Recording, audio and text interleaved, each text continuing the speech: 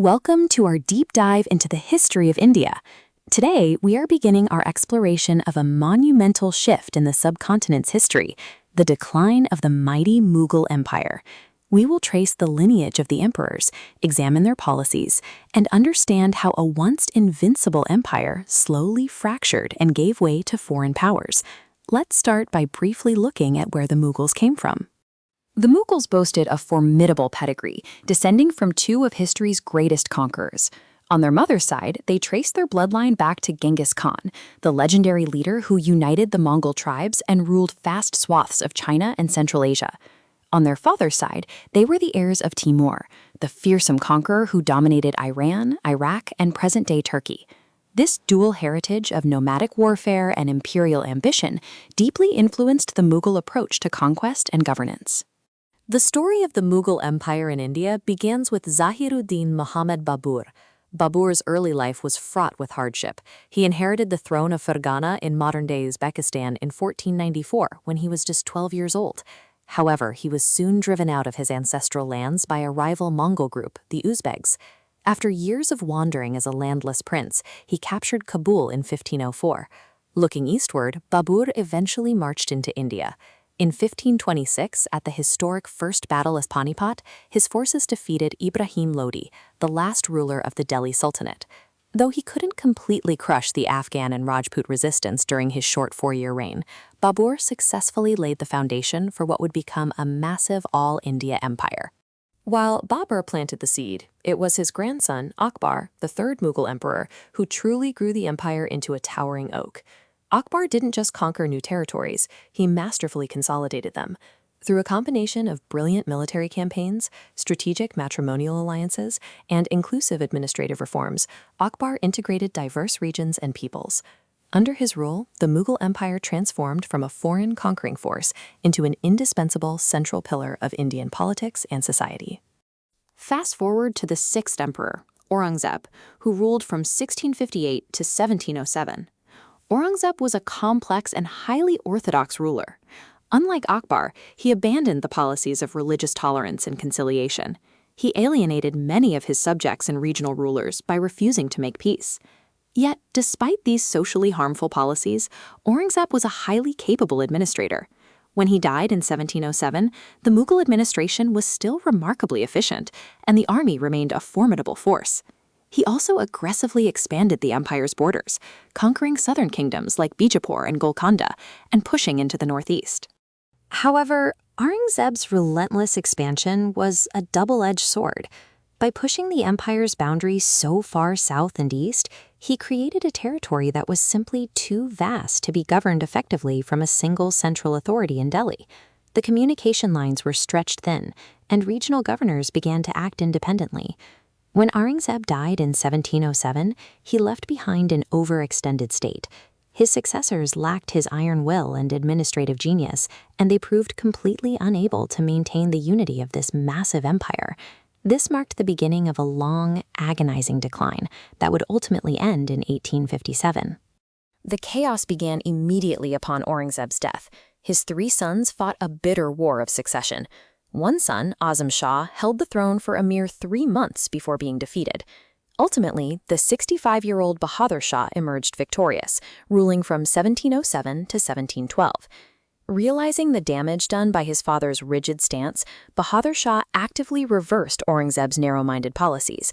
He embraced religious tolerance, ensuring no temples were destroyed during his reign, and he actively sought compromise and conciliation with the various regional powers that had been alienated. While his political conciliation was a step in the right direction, Bahadur Shah was a poor financial manager. During his short reign, the administration deteriorated significantly. To win the loyalty of nobles, he recklessly handed out promotions and granted jagirs.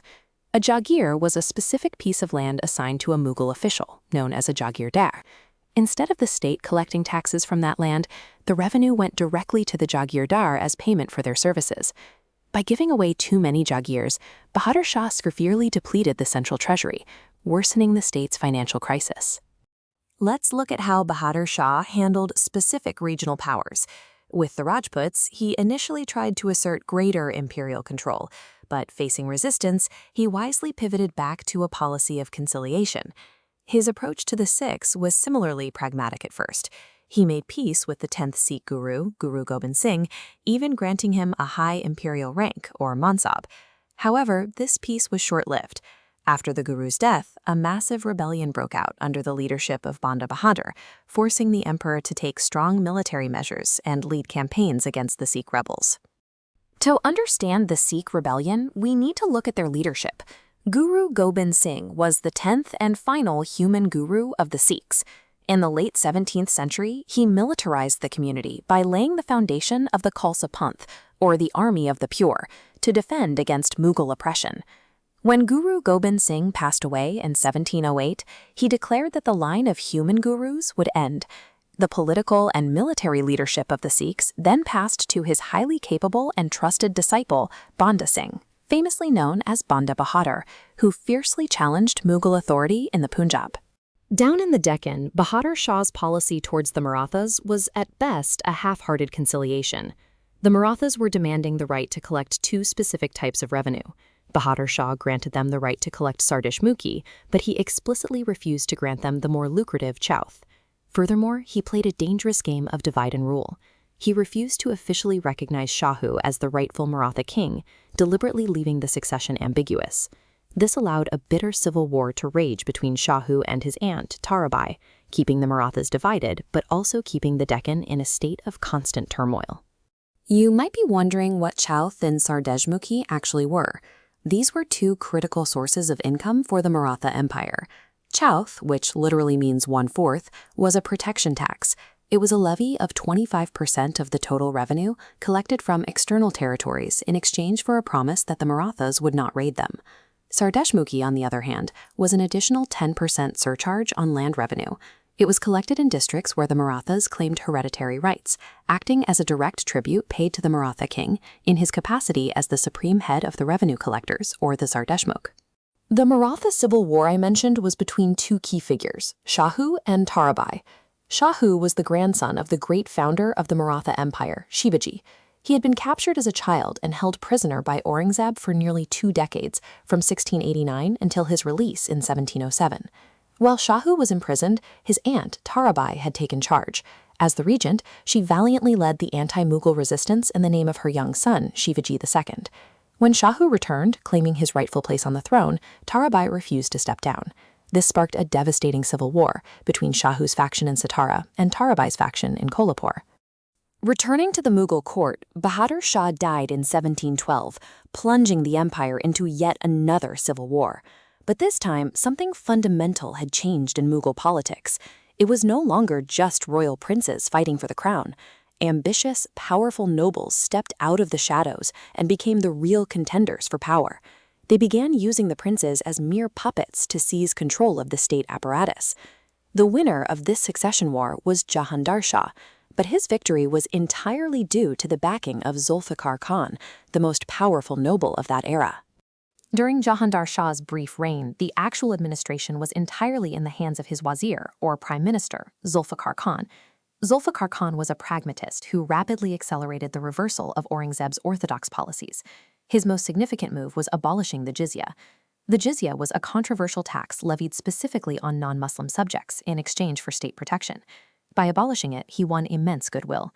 He also actively conciliated the Rajput kings and Maratha chiefs.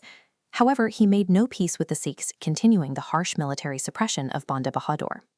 Zulfikar Khan also recognized that the empire was bankrupt. To fix the finances, he stopped the reckless expansion of the Jagir system that Bahadur Shah had started. Instead, he revived a controversial practice known as the Ijara system. Under Ijara, the government essentially outsourced tax collection. They signed contracts with middlemen, or revenue farmers. These middlemen promised to pay a fixed lump sum to the imperial treasury.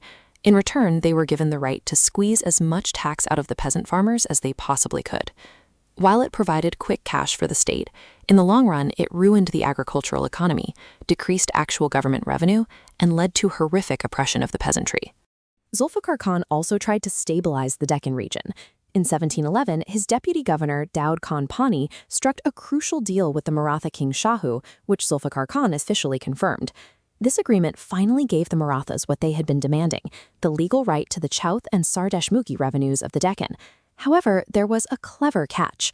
To maintain the illusion of Mughal sovereignty, the agreement stipulated that Mughal officials would physically collect these taxes from the people and then hand the money over to the Marathas.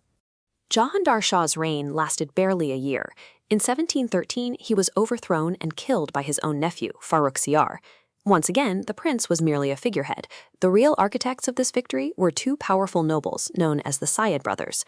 As a reward, the elder brother, Abdullah Khan, was made the wazir, while the younger brother, Hussein Ali Khan, was appointed as the Mir Bakshi, which was the highly influential position of head of the military department.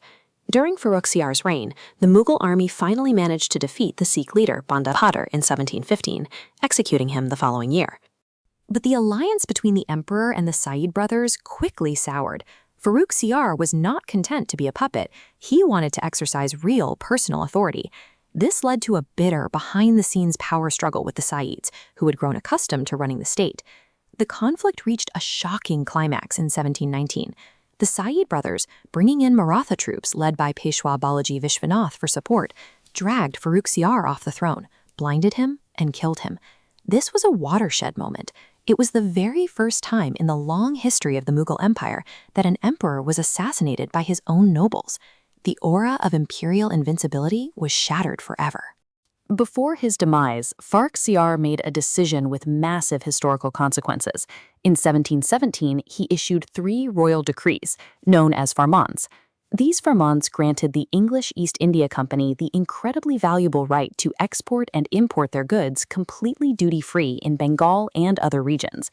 At the time, it seemed like a minor concession to foreign merchants, but this duty-free status gave the British a massive economic advantage over local traders, laying the financial groundwork for their eventual conquest of India. After murdering Farrukh Siyar, the Sayyid brothers earned the title of kingmakers. They quickly placed 2 young princes on the throne, both of whom died of illness within months. They then installed an 18-year-old named Muhammad Shah. The Sayyids continued the policies of religious tolerance, permanently abolishing the jizya and various pilgrim taxes, and making peace with the Rajputs and Marathas. However, their constant political maneuvering left the actual governance in ruins. The administration was paralyzed at all levels. Lawlessness spread, the treasury was completely empty, and the state couldn't even afford to pay the regular salaries of its officials and soldiers. To secure their southern flank, the Sayyid brothers signed a formal, sweeping agreement with the Maratha king Shahu. They officially recognized Shahu's right to Swaraja, which meant the independent rule over all the territories that were once part of his grandfather Shivaji's kingdom.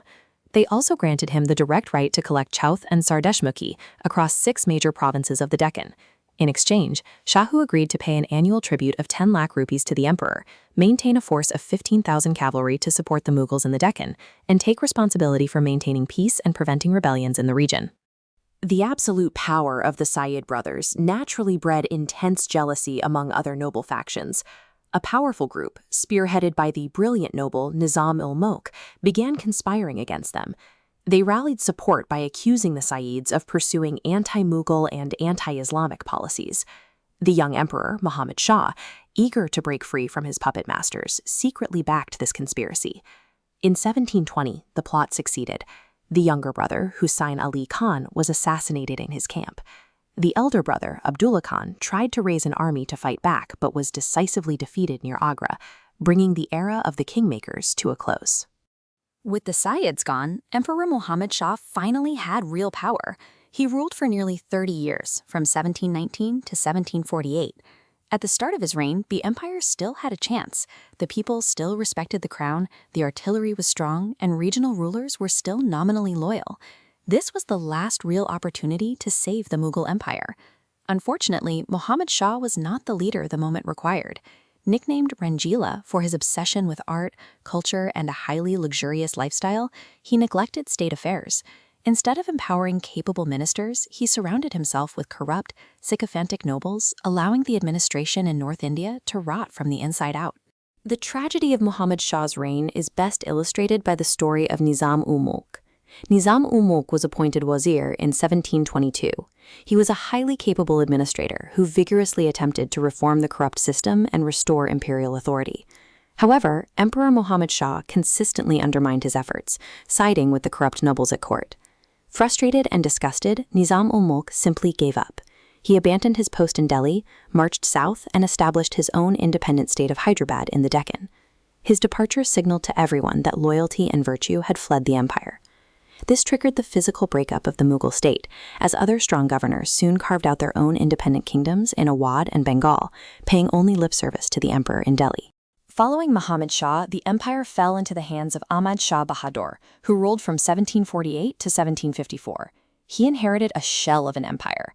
Ahmad Shah was a weak and ineffective ruler, completely dominated by his mother, Udam Bai. The actual administration was run by her and her favored companion, Javed Khan. This caused immense resentment among the traditional nobility. In 1752, the official wazir, Safdar Jang, had Javed Khan assassinated. The resulting chaos paved the way for a ruthless new wazir named Imad-ul-Mulk to seize control. In 1754, Imad-ul-Mulk deposed Emperor Ahmad Shah, cruelly blinded him and his mother, and threw them into prison for the rest of their lives. Needing a new puppet, the wazir Imad-ul-Mulk went to the royal prisons and pulled out a 55-year-old prince who had been locked away since 1714. He crowned him as Alamgir II. Having spent his entire adult life in captivity, Alamgir II had absolutely no experience in governance or warfare. He was entirely at the mercy of his wazir. It was during this tragic period that the empire suffered catastrophic foreign invasions from Nadir Shah and Ahmad Shah Abdali, which completely ruined the country's economy. It was also during Alamgir II's nominal reign that the British won the Battle of Plassey in 1757, establishing their first major territorial foothold in Bengal. Next came Shah Alam II, who ascended the throne in 1759. Unlike his immediate predecessors, Shah Alam actually possessed some personal ability and courage. But it was too late. The empire was beyond redemption. In a desperate bid to push back the growing British menace, Shah Alam II formed an alliance with the Nawab of Bengal, Mir Qasim, and the Nawab of Awadh, Shuja-ud-Dawla. Together, they confronted the British East India Company at the pivotal Battle of Buxar in 1764. The Indian coalition was decisively defeated. This forced Shah Alam II to sign the humiliating Treaty of Allahabad in 1765. Following the defeat at Buxar, the Mughal emperor was reduced to a dependent. For 6 years, Shah Alam II lived in Allahabad as a pensioner of the British East India Company. In 1772, he finally returned to his capital in Delhi, but only under the military protection of the powerful Maratha general Mahaji Scindia. Tragedy struck again in 1788 when an Afghan invader, Ghulam Qadir, captured Delhi and blinded the emperor. Finally, in 1803, the British defeated the Marathas and took control of Delhi. From that point until 1857, the Mughal emperors were nothing more than British pensioners. They had zero military power, yet the British kept them around because the Mughal name still commanded immense respect among the Indian people as a symbol of political unity. Shah Alam's son, Akbar Shah II, ruled from 1806 to 1837. His reign highlights the complete erosion of Mughal sovereignty. By 1835, the East India Company felt so secure in its power that it officially stopped calling itself a subject of the emperor and ceased issuing coins bearing his name. Despite his lack of political power, Akbar Shah II engaged in cultural and diplomatic efforts. He famously sent the great social reformer Ram Mohan Roy to Britain as his personal ambassador, bestowing upon him the title of Raja. He also championed cultural harmony in Delhi. One of Akbar Shah II's most beautiful legacies is the festival of Phul Walon Ki Sed, or the Procession of the Florists. He started this festival in 1812 to fulfill a vow made by his wife, Queen Mumtaz Mahal, for the well-being of their son. It stands as a powerful, unique symbol of Hindu-Muslim unity. During the festival, both communities come together to offer a floral canopy and fans at the shrine of the Muslim Sufi saint Khwaja Bakhtiar Kaki, and they make identical floral offerings at the ancient Hindu temple of Devi Yogamaya in Maroli. It was a poignant reminder of the syncretic culture the Mughals had fostered, even as their political power vanished. Finally, we arrive at Bahadur Shah Zafar, the 20th and very last Mughal emperor, who ascended the nominal throne in 1837. Like his father, he was merely a pensioner of the British, spending his days writing poetry rather than ruling. However, history called upon him one last time. When the massive revolt of 1857 erupted, the rebel soldiers marched to Delhi and proclaimed the elderly Zafar as the Emperor of Hindustan, making him the symbolic leader of the uprising. When the British brutally recaptured the Red Fort, Zafar was arrested, tried for treason, and exiled to Rangoon, where he died in 1862. With Queen Victoria's declaration on November 1, 1858, the Mughal Empire was officially erased from the map.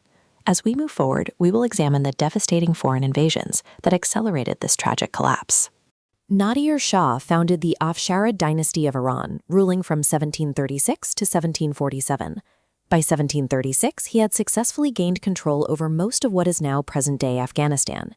His reign, however, was cut short when he was assassinated in 1747. He was succeeded by his able general Ahmad Shah Durrani, who took over as the ruler of Afghanistan and is widely regarded today as the founder of the modern Afghan state. India's legendary wealth naturally attracted Nadir Shah's attention. At this time, the Mughal Empire had severely neglected the defenses on its northwest frontier. Because these crucial border protections were ignored, Nadir Shah was able to cross into Indian territory completely unopposed in 1738, setting the stage for a devastating confrontation. The invading forces of Nadir Shah finally clashed with the army of Mughal Emperor Muhammad Shah at Karnal in present-day Haryana on February 13, 1739. Nadir Shah decisively defeated the Mughal army and captured the emperor himself. He then proceeded to ruthlessly plunder the wealthy citizens of Delhi, carrying away unimaginable riches, including the legendary Koh-i-Noor diamond and Shah Jahan's magnificent peacock throne. The defeat had severe territorial consequences. Nadir Shah forced Muhammad Shah to cede all of the empire's provinces located west of the Indus River to him. By losing Kabul and these strategic western territories, the Mughal Empire lost its natural defensive buffer, leaving it permanently vulnerable to future invasions from the northwest. Following Nadir Shah's death, his ablest general, Ahmed Shah Abdali, also known as Durrani, established his own rule over Afghanistan. Abdali proved to be a relentless threat to India, invading and plundering the northern regions 8 separate times between 1748 and 1767. The desperate Mughals even tried to buy peace by officially ceding the province of Punjab to him in 1751. The situation worsened when Abdali successfully captured Delhi in 1757. Before returning to Afghanistan, he didn't just leave, he set up a puppet government. He recognized Alamgir II as the titular Mughal emperor, but left behind an Afghan caretaker.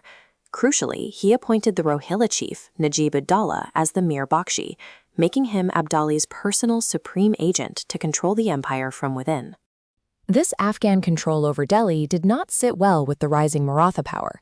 In 1758, the Maratha Sardar Raghunath Rao marched on Delhi, successfully expelling Abdali's agent, Najib-ud-Dawla. The Marathas then pushed further north, capturing Punjab and directly challenging Afghan authority in the region. This Maratha expansion provoked a fierce response. Ahmad Shah Abdali returned to India in 1759, specifically to take revenge. This culminated in the historic Third Battle of Panipat in 1761, where Abdali decisively defeated the Marathas. This defeat dealt a massive blow to the Maratha ambition of ruling all of India. Interestingly, despite his victory, Abdali chose not to stay and establish a new Afghan kingdom in India. These repeated foreign invasions were catastrophic. They completely shattered the prestige and financial stability of the Mughal Empire, ruining the broader economic life of the country. The administration was paralyzed. Desperate, impoverished nobles began heavily oppressing the peasant class to recover their lost wealth. By 1761, the once mighty all-India Mughal Empire had practically ceased to exist, shrinking to merely the Kingdom of Delhi. To understand how the empire fell so far, we have to look back to the death of Emperor Aurangzeb in 1707. While his rule saw some disruptions to unity, at the time of his death, the Mughal administration was actually still highly efficient. The state's finances were in much better shape than they would be later, and the dynasty still commanded immense respect across the subcontinent. However, the first half of the 18th century saw rapid disintegration. In 1724, the Wazir, Nizam-ul-Mulk, abandoned the central court to found the independent state of Hyderabad, triggering a physical breakup of the empire as other strong nobles followed suit. Though they paid lip service to the emperor, they ruled independently. By the early 19th century, the British occupied Delhi, reducing the emperor to a mere pensioner, until the dynasty was formally abolished in 1857. So what caused this massive decline? It actually started during Aurangzeb's reign. While he was a strong and capable ruler, he lacked crucial social, economic, and political insight. Despite inheriting an already massive empire, he obsessively pursued further expansion. He stubbornly refused the Marathas' demands for regional autonomy, making the empire too large to govern effectively from one center, which encouraged local officials to start defying central authority. Aurangzeb's relentless, decades-long campaign against the Marathas in the Deccan was particularly disastrous.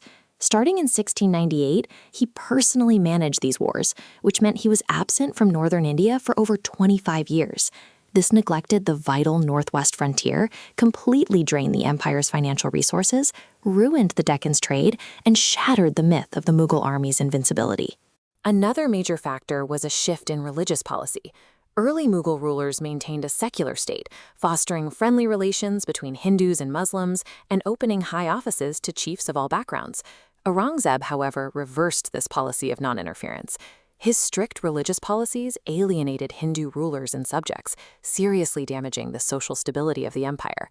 Although his successors quickly tried to reverse these policies, the trust was already broken. The Mughals also suffered from a fatal tradition regarding succession. They did not follow primogeniture, where the eldest son automatically inherits the throne. Instead, they followed the Timurid custom of dividing inheritance among all sons. This practically guaranteed a bloody civil war every time an emperor died. These wars destroyed property, killed capable leaders, split the nobility into bitter factions, and allowed local chiefs to quietly consolidate their own independent power. In an autocratic system, the entire government relies on the character of the monarch. Unfortunately, the emperors who followed Aurangzeb were simply not capable leaders. They were far more interested in courtly luxuries and personal comfort than in the hard work of governance.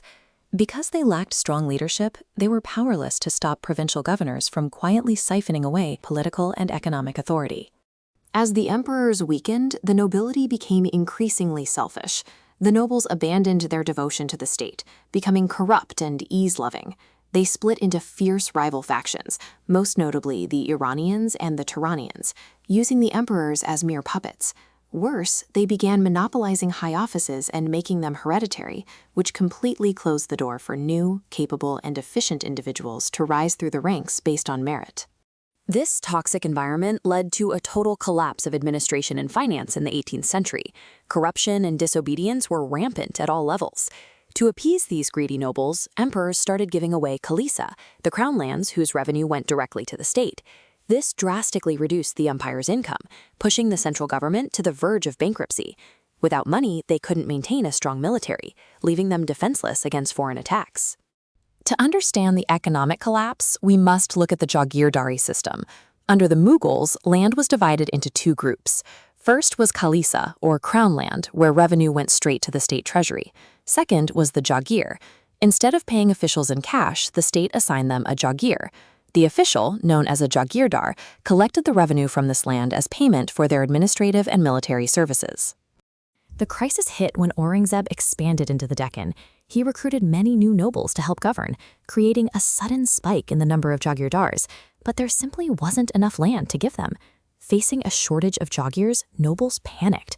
They began violently extracting maximum revenue from the peasants, tried to make their temporary land grants hereditary, and stopped maintaining their required quotas of troops to save money, crippling the army. This Jagirdari crisis directly triggered a massive agrarian crisis. Because a noble's Jagir could be transferred to someone else at any time, they had absolutely no incentive to invest in long-term agricultural planning. Their only goal was short-term extraction, squeezing the peasants dry. In response, peasants simply abandoned their farms to escape the crushing taxes. Or worse, they rose up in armed rebellions, such as the revolts by the Satnamis, Jats, and Sikhs. While the empire was rotting from within, external challenges delivered the final blows. The devastating invasions by Nadir Shah and Ahmad Shah Abdali drained the last of the empire's wealth and destroyed its remaining military power. Finally, the emergence of the British East India Company extinguished any hope of a Mughal revival. The British had a massive advantage, coming from a society with a highly advanced economic system and superior science and technology. Historians have debated the primary cause of this monumental collapse. Irfan Habib argues that the exploitative agrarian system and resulting peasant revolts broke the empire. Satish Chandra points to the structural failure of the Jagirdari crisis as the root cause. Interestingly, the New Cambridge History of India argues the exact opposite, that the decline was actually a result of the Mughal system's economic success, which made local zamindars so wealthy and powerful that they could successfully rebel. During this decline, the power shifted heavily from the emperors to their chief ministers, or wazirs. For example, Safdarjung, the Nawab of Awadh, became a major figure, assisting Emperor Muhammad Shah. When Ahmad Shah took the throne in 1748, Safdarjung became the Grand Wazir. However, the toxic court politics we discussed earlier eventually overtook him, and rival factions had him dismissed in 1753. The man who replaced him in influence was Imad-ul-Mulk. Originally recommended for a post by Safdarjung himself, Emperor Ahmad Shah promoted Imad-ul-Mulk specifically to counter Safdarjung's growing power. This backfired spectacularly. Allied with the Marathas, Imad-ul-Mulk became the de facto ruler of Delhi. He hoarded massive amounts of tax revenue, but flatly refused to pay the Mughal army's salaries, completely alienating the emperor. Realizing his mistake, Emperor Ahmad Shah tried to reinstate Safdarjung to get rid of Imad-ul-Mulk. In response, Imad-ul-Mulk openly went to war against his own emperor. In May 1754, with Maratha backing, he defeated the imperial army, capturing the royal household. By June, he officially deposed and imprisoned Emperor Ahmad Shah, placing a puppet prince on the throne under the title Alamgir II. Amidst all this political chaos, it's worth noting how the economy functioned day to day. The Mughals used a highly organized trimetallic currency system. The silver rupaya was the standard base of the economy. The gold more or mohor was highly valuable, mostly used for hoarding wealth or presenting royal gifts. Finally, the copper dam was the everyday coin used by commoners for small daily transactions. The political instability invited further disaster. In 1756, Ahmad Shah Durrani invaded India again, this time invited by a Punjabi regent to crush Sikh rebels. He occupied Delhi, leaving his agent Najib-ud-Dawla in charge. Desperate to regain control, the Wazir Imad-ul-Mulk invited the Marathas to expel the Afghans. A massive 40,000-strong Maratha army swept in, expelled the Afghans, and made themselves the true masters of Delhi, appointing their own governor. This table perfectly summarizes how imperial policy shifted during the decline. While Aurangzeb was religiously intolerant and refused conciliation, he maintained a strong administration. His successors, Bahadur Shah, Jahandar Shah, and Farrukh Siyar, completely reversed his religious intolerance and tried to compromise with rivals like the Marathas. However, they lacked his administrative grip, leading to the rapid deterioration of both governance and state finances. Looking at the timeline, the speed of the collapse is staggering. From Aurangzeb's death in 1707, it took only decades for the empire to fracture. Key turning points like Nader Shah's invasion in 1739 and the devastating Third Battle of Panipat in 1761 stripped the empire of its wealth and military might. By 1765, the British were dictating treaties, and by 1803, the Mughal emperor was officially under British protection. To wrap up, the fall of the Mughal Empire wasn't a single event, but a long, complex process driven by weak leadership, economic crises like the Jagirdari shortage, and devastating foreign invasions. While the centralized empire fractured into independent regional states, its legacy didn't die. The sophisticated administrative institutions and traditions built by the Mughals were adopted by these new regional powers, and eventually by the British administration that took their place.